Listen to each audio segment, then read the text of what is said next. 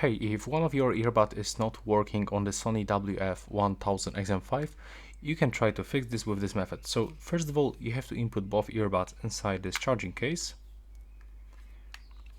Now we have to close this case and simply recharge for like 10 to 20 minutes by using, for example, the wireless charger or by using USB-C cable right here. And when you charge this device for this 10 or 20 minutes, you will have to open this charging case. When the green icon lights up, it means that everything is fine.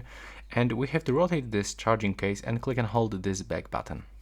So we have to just click and hold it and wait for the reset process. So first of all, this indicator will start blinking blue. But when we keep holding this button for around 10 to 15 seconds, it will actually start blinking with the different color. There we go. Now it starts blinking red, and as you can see, it blinks a lot of times, and now it actually disappears. So we can release this button, close this case, now open it one more time, and you can try to enter for the pairing mode on these headphones by also holding this back button until this indicator starts blinking blue. There we go. So now we are in the pairing mode. You can just connect with any other device, and now you can tell me if it works, if your left or the right earbud starts working. So that's all for this video. Right now, please subscribe to my channel.